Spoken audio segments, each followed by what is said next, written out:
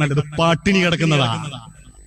ആരാന്റെ കഫം കൊണ്ട് കുടുംബം നോക്കുന്നതിനേക്കാളും നല്ലത്, മറ്റൊരുത്തന്റെ വേർപ്പുകൊണ്ട് കുടുംബം പോറ്റുന്നതിനേക്കാളും നല്ലതേ പട്ടിണി കിടക്കുന്നതാണ് പഠിപ്പിച്ച മതമായ ഇസ്ലാം. അതാ ഇസ്ലാമിന്റെ മൂല്യം. അള്ളാഹുവിന്റെ ഹബീബ് ഒന്ന് മുഖം വെച്ചിരുന്നെങ്കിൽ, ഒന്ന് മനസ്സ് താഴ്ത്തിയിരുന്നെങ്കിൽ കോടിക്കണക്കിന് സ്വത്തുക്കൾ അള്ളാന്റെ റസൂലിനുണ്ടാവും. സിദ്ദീഖുൽ അക്ബർ റളിയല്ലാഹു അൻഹുവിന് ഉണ്ടാവൂലേ? ജീവിച്ചിരിക്കുന്ന കാലത്ത് കോടീശ്വരനായിട്ടും മരിക്കാൻ നേരത്ത് പട്ടിണി കിടക്കുന്ന ഈ സഹാബത്തിനൊക്കെ ഒന്ന് മനസ്സ് വെച്ചാൽ ലക്ഷങ്ങൾ ഉണ്ടാക്കാൻ പറ്റും. അതുകൊണ്ടാ ഒരിക്കൽ പൂർണ്ണ ഗർഭിണിയായ ഫാത്തിമ ബീവി റസൂലുള്ളാന്റെ അരികിൽ വന്ന് ചോദിച്ചു, റസൂലേ, പാപ്പാ ഗർഭപൂതിയാണോ എന്നറിയൂല. ഫാത്തിമ ബീവി ചോദിച്ചു, പാപ്പേ ഒരു കാരക്കിന് എടുത്തേരി ബൈത്തുൽ മാലിന്.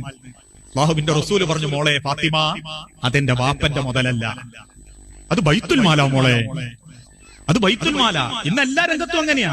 യതീം മക്കളെ സമ്പത്ത് മോഷ്ടിക്കുന്നവരില്ലേ? അനന്തര സ്വത്തിൽ കള്ളത്തരം കാണിക്കുന്നവരില്ലേ? മരിച്ചോയ മക്കളുടെ ഏട്ടന്റെ അനിയന്റെ സ്വത്തുക്കൾ ഇല്ലാത്ത പ്രമാണങ്ങൾ ഉണ്ടാക്കി വിരലടയാളം മാനെ കൊണ്ട് അബോധാവസ്ഥയിൽ ചെയ്യിച്ചവരില്ലേ? ഏട്ടന് കിട്ടേണ്ട സ്വത്തുക്കൾ തട്ടിയെടുത്തവരില്ലേ? അനിയനെയും പെങ്ങളെയും ചതിച്ചവരില്ലേ? കണ്ണായ റോഡിന്റെ വക്കില് ആൾക്കാരെ സ്വാധീനിച്ച്, അതല്ലെങ്കിൽ ഏതെങ്കിലും മധ്യസ്ഥന്മാരെ സ്വാധീനിച്ച് അവനാന്റെ പരിധിയിൽ എഴുതി വെച്ചവരില്ലേ?